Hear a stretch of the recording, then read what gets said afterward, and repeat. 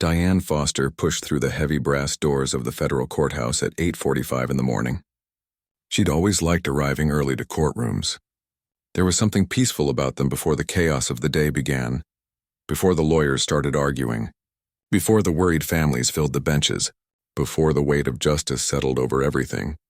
The security checkpoint was just inside the entrance. Diane placed her purse and jacket on the conveyor belt, walked through the metal detector without incident, and collected her belongings on the other side. The security guard barely looked at her, which was fine. She wasn't here to be noticed. The courthouse was beautiful in that particular way old government buildings could be.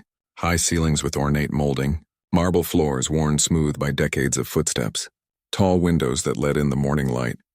Diane had spent 30 years of her life in buildings like this one, and she still found them impressive. She took the elevator to the third floor where the main courtrooms were located. The hallway was quiet except for the echo of her footsteps.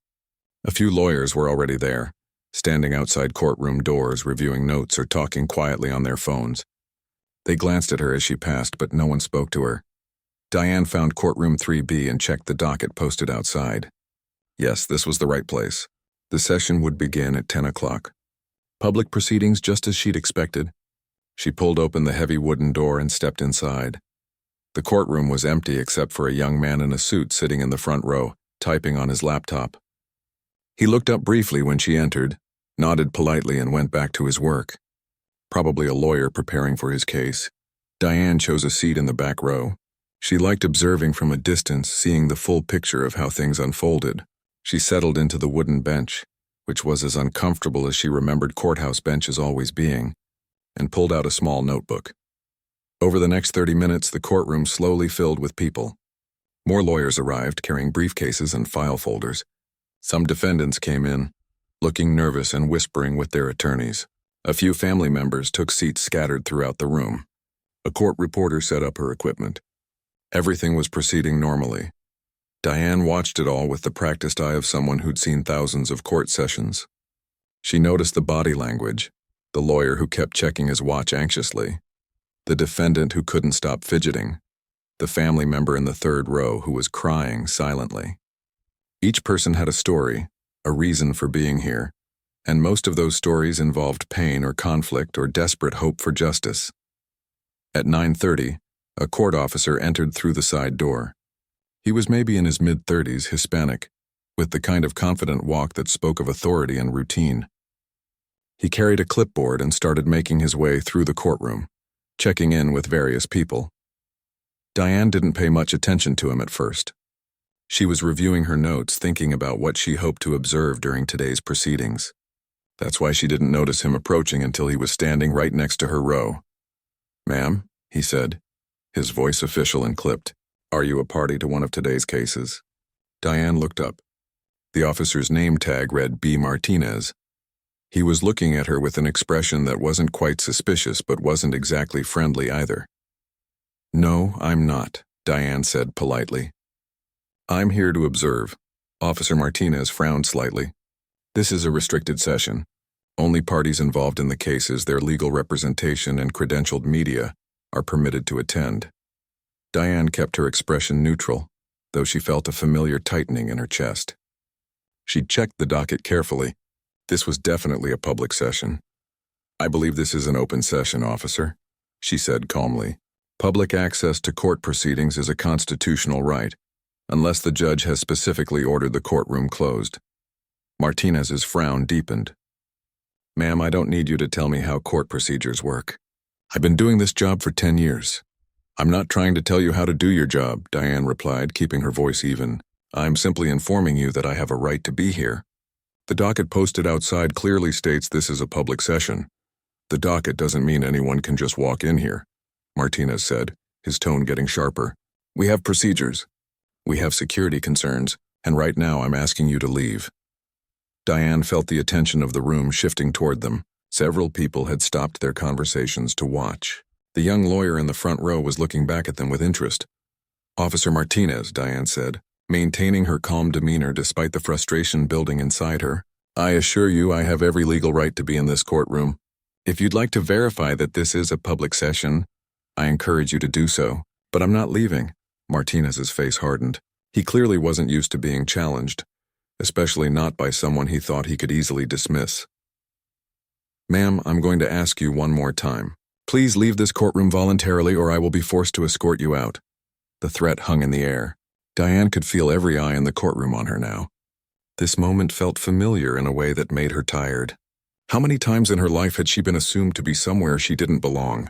How many times had she been questioned, challenged, asked to prove she had a right to be in a space?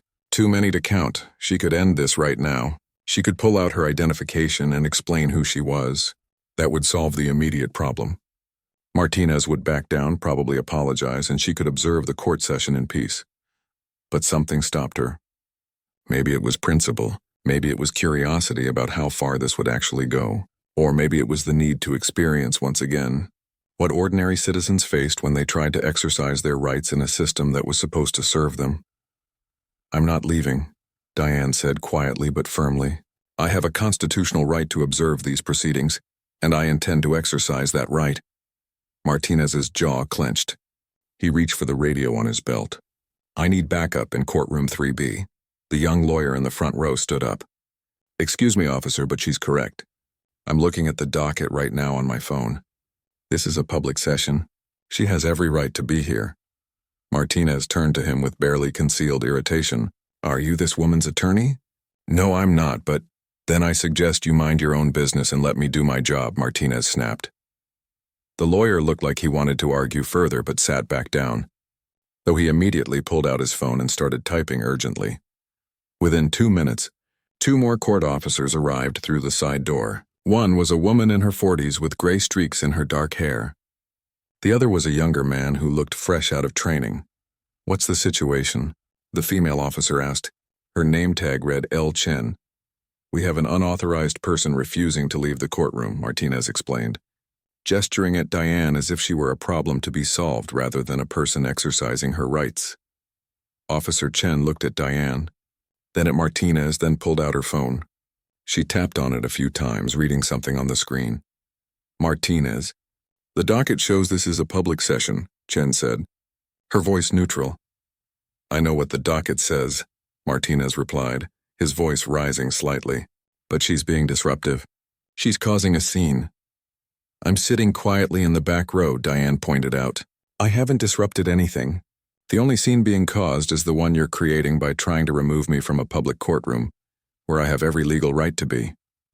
Her voice remained calm, but there was an edge of steel underneath. She'd spent 3 decades as a lawyer and judge. She knew the law better than most people in this building, and she definitely knew it better than Officer Martinez. "Ma'am, I'm going to have to ask you to stand up and come with us," Martinez said, moving closer to her row. "If you refuse, we will physically remove you from this courtroom." The threat of physical removal made several people in the courtroom gasp. The young lawyer who'd spoken up earlier was now openly recording the interaction on his phone. A few other people had their phones out too. Diane remained seated, her hands folded calmly in her lap. She looked up at Martinez with an expression that was serene but unyielding. "Officer, are you really prepared to forcibly remove a citizen from a public courtroom for exercising her constitutional rights? Because I want to be very clear about what's happening here. I am not trespassing.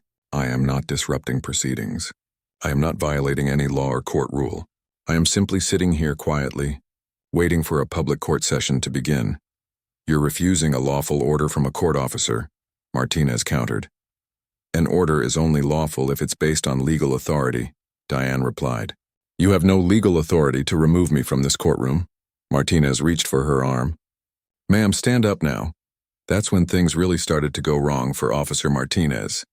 Because just as his hand was about to make contact with Diane's arm, just as he was about to physically remove her from the courtroom deputy, the judge's personal bailiff, emerged from the door leading to the judge's chambers.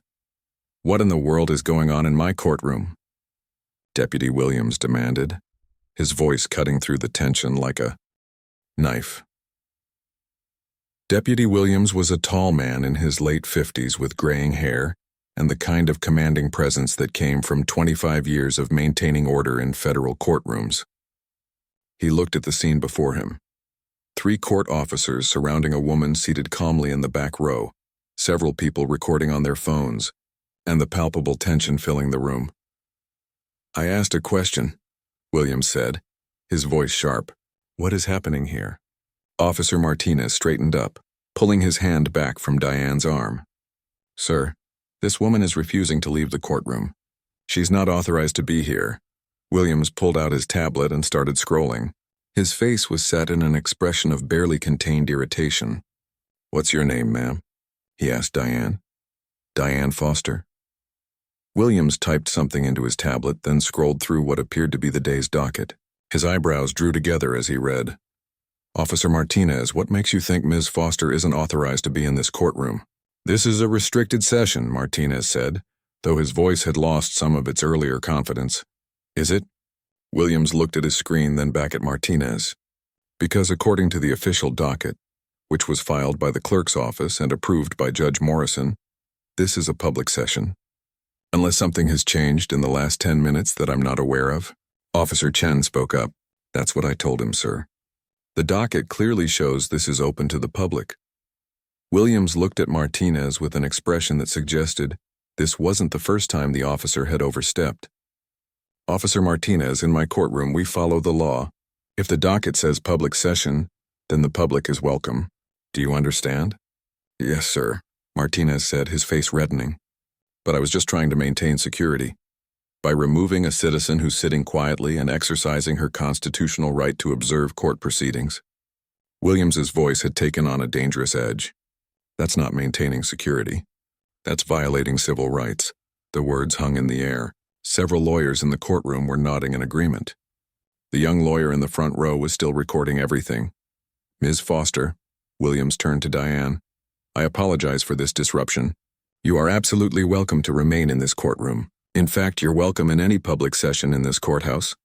Thank you, Deputy Williams, Diane said graciously, but Martinez wasn't ready to let it go. Maybe it was pride, or maybe it was the embarrassment of being corrected in front of everyone. But he pressed forward. Sir, with all due respect, we can't just let anyone walk into a federal courtroom without proper vetting. We have security protocols. Anyone? Diane repeated, her voice cutting through Martinez's explanation. She'd been patient up until now, but that one word had pushed her past her tolerance. Is there something specific about me that made you assume I didn't belong here, Officer Martinez? The question was direct and pointed. Everyone in the courtroom understood the implication. Martinez's face went from red to pale. That's not what I meant. I didn't mean, then what did you mean? Diane's voice remained calm, but there was unmistakable force behind it. Because I arrived early. I passed through security without any issues. I'm dressed appropriately. I'm sitting quietly in the back row of a public courtroom during a session that is explicitly open to the public. So please explain to me what specific factor led you to decide that I needed to be removed. The silence in the courtroom was absolute. Even the court reporter had stopped typing to watch. Martinez stammered. I was just following procedures. What procedures? Diane challenged. The procedure that says court officers can arbitrarily decide who looks like they belong in a courtroom? The procedure that allows security personnel to override constitutional rights based on their personal judgment? Deputy Williams held up a hand. Ms. Foster, I understand your frustration and I assure you this will be addressed. Officer Martinez, you need to... He was interrupted by his phone ringing. He glanced at the screen and his expression changed from annoyed to confused to something close to alarm. Excuse me, he said, stepping away to answer. Deputy Williams. Yes, this is he. What? Everyone watched as Williams listened to whoever was on the other end of the call. His eyes kept darting to Diane and then away again. The conversation lasted less than a minute, but by the end of it, Williams looked like he'd seen a ghost. Yes, sir, Williams said into the phone. I understand. She's right here. No, she's fine. There was a misunderstanding. Yes, sir. Of course. He ended the call and stood there for a moment, staring at his phone like it might explain what had just happened. Deputy Williams? Officer Chen prompted. Is everything all right? Williams looked at Diane with completely new eyes. Ms. Foster, that was the Chief Judge's office. They need to speak with you urgently. Would you mind coming with me? It wasn't really a request despite being phrased as one. Diane gathered her notebook and purse. Of course. As she stood, Martinez finally seemed to realize that something significant was happening. Sir, what's going on? That's what I'm about to find out, Williams said tersely. Ms. Foster, if you'll follow me. He led Diane toward the door that connected to the judge's chambers and the administrative offices. Officer Martinez, Chen, and the younger officer followed behind, clearly confused but unwilling to miss whatever was about to unfold. They walked down a corridor lined with photographs of former judges and important court cases. Williams moved quickly, his earlier irritation now mixed with obvious nervousness. When they reached a small conference room, he opened the door and gestured for everyone to enter. "Please have a seat," Williams said to Diane. Pulling out a chair at the conference table, Diane sat down, completely composed. The 3 court officers remained standing near the door, watching her with expressions ranging from confusion to worry. Williams's phone rang again. He looked at the caller ID and his hand actually trembled slightly as he answered. Deputy Williams speaking. "Yes, sir. Yes, she's right here with me now." He listened for a long moment, his eyes getting wider with each passing second. "I understand, sir. Yes, I'll put her on immediately." He held the phone out to Diane, his hand still shaking. "Ms. Foster, it's for you." Diane took the phone calmly. "Hello?" Everyone in the room watched her face as she listened to whoever was on the other end. A small smile played at the corners of her mouth. "Yes, I'm perfectly fine," she said. "Just a misunderstanding about courtroom access." "No, really. It's not necessary to make a big deal out of it." She paused, listening. "I appreciate your concern, but I think we can handle this locally. These things happen." Another pause. "Yes, sir, I'll see you tomorrow morning for the briefing. 10 o'clock, I have it on my calendar. And yes, I'll bring the preliminary report." One more pause, and then she laughed softly. "I promise I won't get arrested before then." "Yes, sir, goodbye." She handed the phone back to Williams, who took it like it might explode. "Would someone please tell me what's going on?" Martinez asked, his voice strained. Officer Chen had pulled out her own phone and was typing frantically. Whatever she found made her eyes go wide. She turned her phone's screen toward Martinez and the younger officer. Martinez read whatever was on the screen, and all the color drained from his face. Oh no, no. What?"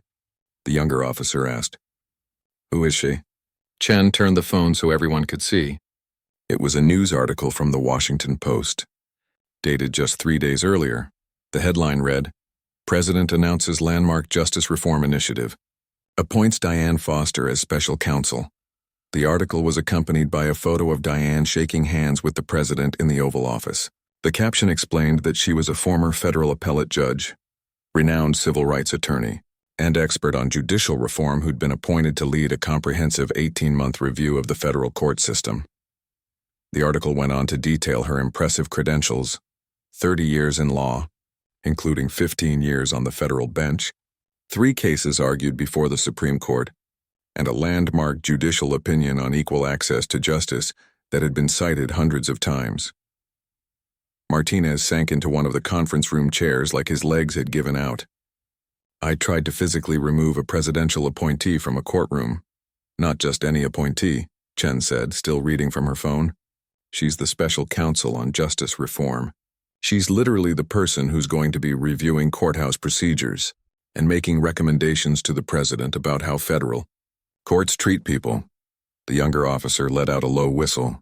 "This is bad, you think?" Martinez's voice had gone hollow. Deputy Williams had been reading over Chen's shoulder. Now he turned to Diane with an expression of absolute horror.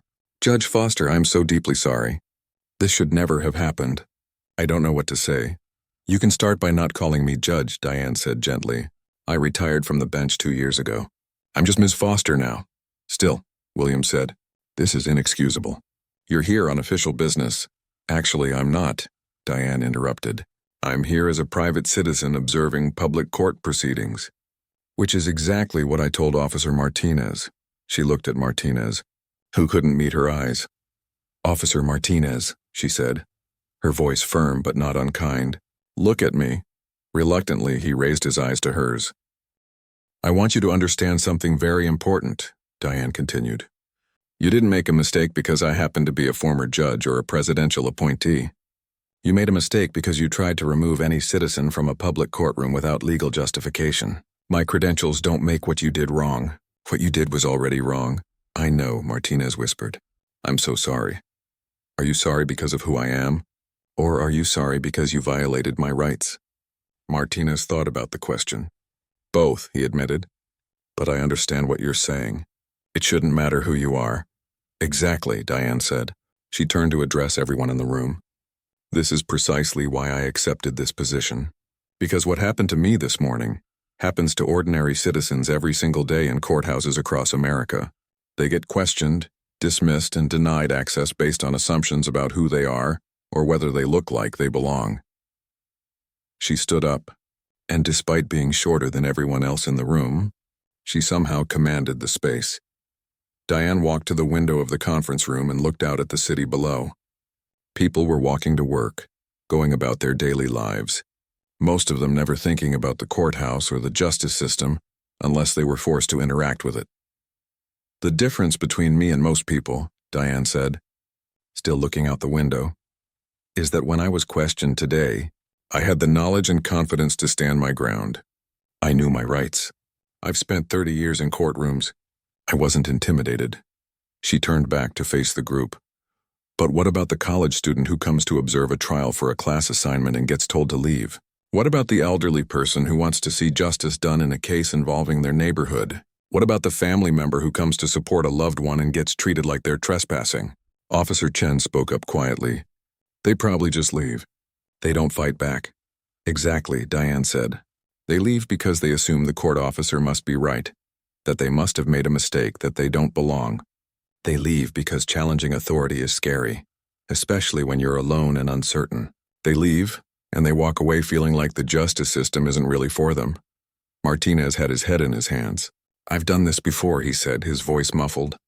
Not exactly like this, but I've told people they couldn't be in courtrooms when I thought they didn't have a reason to be there. I thought I was doing my job, maintaining order. Were they people who looked like me? Diane asked directly. The question made everyone uncomfortable, but it needed to be asked. Martinez took a long breath before answering. Yes, mostly yes. The admission hung in the air. It was honest, painful, and necessary. I have implicit biases, Martinez continued, finally looking up. I see that now. I made assumptions about who belongs in a federal courthouse based on things I didn't even realize I was thinking. That's the first step, Diane said, recognizing it. Being willing to admit it. But recognition without change means nothing. Deputy Williams had been quiet, but now he stepped forward. Ms. Foster, what can we do to fix this? Not just what happened to you today, but the broader problem you're describing. Before Diane could answer, there was a knock at the conference room door. A woman in a business suit opened it. She looked harried and stressed. Deputy Williams, I'm sorry to interrupt, but Judge Morrison heard about the incident in his courtroom. He wants to see everyone involved in his chambers immediately. Williams closed his eyes briefly, clearly dreading this conversation. Of course. We'll be right there. The group followed the woman down another corridor to the judge's chambers. Judge Robert Morrison was a stern-looking man in his 60s with steel-gray hair and sharp eyes behind wire-rimmed glasses. He was sitting behind his desk and he did not look happy. Someone want to explain to me, Judge Morrison said without preamble, why I just received 3 phone calls in the span of 10 minutes. One from the chief judge, one from the administrative office of the courts, and one from someone in the White House, all regarding an incident in my courtroom. No one seemed eager to speak first. Officer Martinez, the judge said, his voice cutting through the silence like a blade. Start talking. Martinez stood at attention, though his hands were trembling slightly. Sir, I made a serious error in judgment. I attempted to remove Ms. Foster from your courtroom, claiming it was a restricted session when it was actually public. Did you check the docket before trying to remove her? No, sir. You assumed, Judge Morrison interrupted. You assumed, and based on that assumption, you were prepared to physically remove a citizen from a public court proceeding. Yes, sir. I was wrong. Judge Morrison turned his attention to Diane. Ms. Foster, I understand you're the special counsel on justice reform appointed by the president. Is that correct? Yes, Your Honor. And you were in my courtroom to observe proceedings as part of your duties? Not officially, Your Honor, Diane said. I was there as a private citizen. I wanted to observe how a typical federal court session operates from the perspective of an ordinary member of the public. I didn't announce who I was because I wanted an authentic experience. Well, you certainly got that, the judge said dryly, though probably not the experience you were hoping for. Actually, Your Honor, it was exactly the kind of experience I needed to witness. This is precisely the type of situation I'm supposed to be studying. How citizens are treated when they attempt to access public court proceedings. Judge Morrison leaned back in his chair, studying Diane carefully. You're going to put this in your report to the president, aren't you? I am. The judge nodded slowly. Good, you should. This is embarrassing for this courthouse and for the federal judiciary, but embarrassment is preferable to ignorance. If we have a problem, we need to face it. He turned to Deputy Williams. I want a full written report on what happened, including recommendations for preventing similar incidents. And I want every court officer in this building to undergo immediate retraining on courtroom access procedures and civil rights. Yes, Your Honor, Williams said. Officer Martinez, the judge continued, you're suspended pending a formal review of this incident. Your actions today were not just procedurally wrong, they were potentially a violation of Ms. Foster's civil rights. That's serious, Martinez nodded, looking defeated. I understand, Your Honor. Do you? Judge Morrison's voice was sharp. Because I want to be very clear about something. This isn't just about you making a mistake. This is about the fact that a citizen came to this courthouse to exercise a fundamental right, and an officer of this court attempted to deny her that right based on assumptions. The judge stood up and walked around his desk, looking at each person in the room. We serve the public. We don't rule over them. We don't get to decide who looks like they belong here. Every person who walks through those doors deserves to be treated with respect and have their rights protected. That's not a suggestion. It's the foundation of what we do. Diane had remained quiet, but now she spoke. Your Honor, if I may? Of course, Ms. Foster. I appreciate your response to this situation, and I think your immediate actions are appropriate. But I'd like to make a request. Officer Martinez made a mistake, a significant one. But he's also been honest about his biases and seems genuinely willing to learn from this. Rather than simply suspending him, I'd like to propose that he be part of the solution. Everyone looked at her in surprise, none more than Martinez himself. What do you mean? Judge Morrison asked. I mean that real change doesn't happen by punishing people and moving on. It happens when we're willing to do the hard work of examining our biases, understanding their impact, and actively working to do better. Officer Martinez could be disciplined and maybe fired, and then someone else would take his place, possibly making the same mistakes. She turned to Martinez. Or Officer Martinez could undergo comprehensive training on implicit bias, civil rights, and proper procedures. He could become an advocate for reform. He could help train other officers. He could use his experience today to make sure this never happens to anyone else. Martinez looked stunned. You'd be willing to give me that chance? After what I did? I believe in redemption through action, Diane said. But understand this, it would mean real work. Real self-examination. Real accountability, not just attending a one-day training and checking a box. Are you willing to do that? Yes, Martinez said without hesitation. Absolutely yes, Judge Morrison considered this. Ms. Foster, that's generous of you. But I'm not sure, Your Honor. My job is to recommend reforms to the federal court system. But reforms only work if the people implementing them are genuinely committed to change. If Officer Martinez is willing to do the work, he could be an invaluable voice in that process. The judge thought about it for a long moment. All right. Officer Martinez, here's what's going to happen. You're suspended for 2 weeks without pay. During that time, you'll undergo comprehensive bias training. You'll read Ms. Foster's previous writings on access to justice. You'll write a detailed report on what happened today and what you learned from it. And if, and only if, you successfully complete all of that, you can return to work. Thank you, Your Honor, Martinez said, relief evident in his voice. Don't thank me yet, the judge warned. Because when you come back, you're going to be under scrutiny. Any hint of similar behavior, any suggestion that you haven't genuinely changed and you're finished. Understood? Understood, sir. Judge Morrison turned back to Diane. Ms. Foster, I assume you'll be including this incident in your report to the President? I will, Your Honor, but I'll also include your response to it. The way institutions handle mistakes says as much about them as the mistakes themselves. Fair enough. The judge sat back down at his desk. Is there anything else you need from us? Actually, yes, Diane said. I'd like to speak with Officer Martinez privately, if that's possible.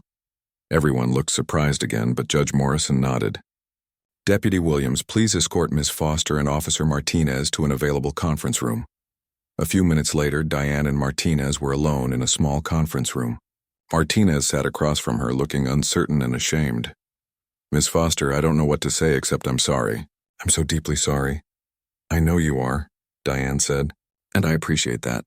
But I want to talk to you about something more important than apologies." "Okay. When you looked at me this morning, what did you see?" Martinez swallowed hard. "Honestly?" "Honestly, I saw someone who didn't look like the lawyers and court staff I usually see in that courtroom. I made assumptions about why you were there, about whether you understood courtroom procedures, about whether you had a legitimate reason to be present. Based on what? Based on your appearance, your race, my own biases that I didn't even realize I had." Diane nodded. "That's honest. And honesty is where change starts. But here's what I want you to understand. Those split-second judgments you made, those assumptions, they have real consequences for real people." Martinez sat forward, giving Diane his full attention. The bravado and defensiveness from earlier had completely disappeared, replaced by something that looked like genuine willingness to learn. "Tell me about your typical day," Diane said. "When you're working courthouse security, what kinds of interactions do you have with people?" Martinez thought about it. "Well, I check people coming through security in the morning. I make sure lawyers and staff have proper credentials. I monitor the courtrooms during sessions. I respond to any disturbances or security concerns. And in all those interactions, do you treat everyone the same way?" He started to say yes, then stopped himself. "I'd like to think I do. But after today, I'm questioning everything. I'm wondering how many times I've made assumptions without even realizing it." "That's good," Diane said. "Self-reflection is uncomfortable, but it's necessary. Let me tell you a story. When I was a young lawyer, fresh out of law school, I showed up for my first day at a prestigious law firm. I was wearing my best suit, carrying my briefcase, ready to start my career." She paused, remembering. "The receptionist asked if I was there to interview for the secretary position. When I explained I was a new associate attorney, she looked embarrassed and apologized. But that was just the first of many similar incidents. Partners assumed I was a paralegal. Clients asked to speak to the real lawyer. Court clerks directed me to the wrong line because they assumed I couldn't be an attorney." "That must have been frustrating," Martinez said quietly. "It was more than frustrating. It was exhausting. Every single day I had to prove I belonged in spaces where other people who looked different from me, were simply assumed to belong. I had to work twice as hard to be seen as half as competent." Diane leaned back in her chair. "But here's the thing. I had advantages that many people don't have. I had excellent education, professional credentials, confidence built from academic success. When someone questioned my right to be somewhere, I had the knowledge and resources to push back. Most people don't have that," Martinez said. "Exactly. Most people, when confronted by authority, especially uniformed authority, assume the authority figure must be right. They don't push back. They don't assert their rights. They just leave, feeling humiliated and powerless." Martinez was quiet for a long moment. "I made people feel that way. People who came to this courthouse looking for justice, and I made them feel like they didn't belong." "Probably, yes. How do I fix that? How do I make up for the people I've already hurt?" Diane considered her answer carefully. "You can't undo the past. Those interactions already happened, and you can't take them back. But you can change your future behavior. And more importantly, you can help change the system that allowed those interactions to happen." "How?" "By being honest about your own biases. By speaking up when you see other officers making the same mistakes. By becoming the kind of court officer who sees people first, before making assumptions about them." She pulled out her notebook and wrote something down, then tore out the page and handed it to Martinez. "This is my email address. I want you to send me that report Judge Morrison assigned. But I also want you to send me your thoughts as you go through this process. What you're learning, what's challenging you, what questions you have. I'm serious about wanting you to be part of the solution, but that means staying engaged with the work even when it's uncomfortable." Martinez took the paper like it was something precious. "You're really giving me a chance to do better. I'm giving you a chance to prove you want to do better. There's a difference. The opportunity is worthless if you don't put in the work. I will. I promise I will." There was a knock at the door. Deputy Williams stuck his head in. "I'm sorry to interrupt, but Ms. Foster, there's someone here to see you. She says it's important." Diane and Martinez returned to the main corridor, where a young woman in her late 20s was waiting. She looked nervous but determined. When she saw Diane, her eyes lit up with recognition. Ms. Foster? I'm Rebecca Lynn. I'm the attorney who was recording what happened in the courtroom earlier. I remember, Diane said. You spoke up when Officer Martinez tried to remove me. I wanted to do more, but... Rebecca paused, looking embarrassed. Honestly, I was afraid. I'm a junior associate at my firm, and I didn't want to make a scene or get on the wrong side of courthouse security. That's understandable, Diane said. But I should have done more, and after I saw who you were, after I understood what was really happening, I felt ashamed that I didn't push harder. You did speak up, Diane pointed out. That took courage. Not enough courage. Rebecca glanced at Martinez, then back to Diane. I wanted to tell you that I sent the video I recorded to my supervising partner.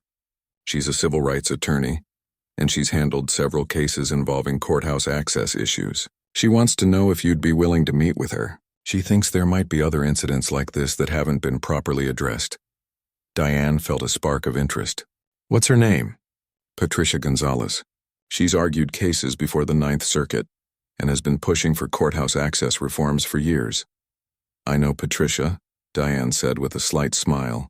We were in law school together. Tell her I'd be happy to meet with her. In fact, this is exactly the kind of collaboration my work needs. Rebecca pulled out her phone. Can I get your contact information? While Diane was exchanging information with Rebecca, Officer Chen approached Martinez. Hey, she said quietly. You okay? Martinez shook his head. Not really. But I'm learning. That's something, I guess. For what it's worth, I think you did the right thing admitting your mistakes. A lot of guys would have doubled down, tried to justify their actions. I thought about it, Martinez admitted. But what would be the point? She was right. I was wrong. And making excuses wouldn't change that. Chen nodded. I've been thinking about my own interactions with people too. Wondering if I've made similar assumptions without realizing it. You probably have, Martinez said. I think we all have, to some degree. The question is what we do about it now. Their conversation was interrupted by Deputy Williams, who was once again on his phone and looking stressed. He ended the call and turned to the group. Ms. Foster, I've just been informed that the Chief Judge would like to meet with you. If you're available, she can see you now. Of course, Diane said. The Chief Judge's office was on the top floor of the courthouse, with windows that looked out over the entire city. Chief Judge Helen Briggs was a distinguished woman in her early 60s who'd served on the federal bench for over 20 years. She stood when Diane entered and came around her desk to shake hands. Ms. Foster, thank you for coming up. Please sit down. Once they were seated, Judge Briggs got straight to the point. I owe you an apology on behalf of this courthouse. What happened this morning should never have occurred. I appreciate that. Judge Briggs, I've been briefed on the situation, and I've already instructed our court administrator to begin a comprehensive review of our security procedures and training protocols. But I wanted to speak with you directly, both to apologize and to ask for your insights. I'm happy to help however I can. Judge Briggs pulled out a legal pad covered in notes. I've been the chief judge here for 5 years. In that time, we've prided ourselves on running an efficient, professional courthouse, but I'm wondering now if we've been blind to problems that have been there all along.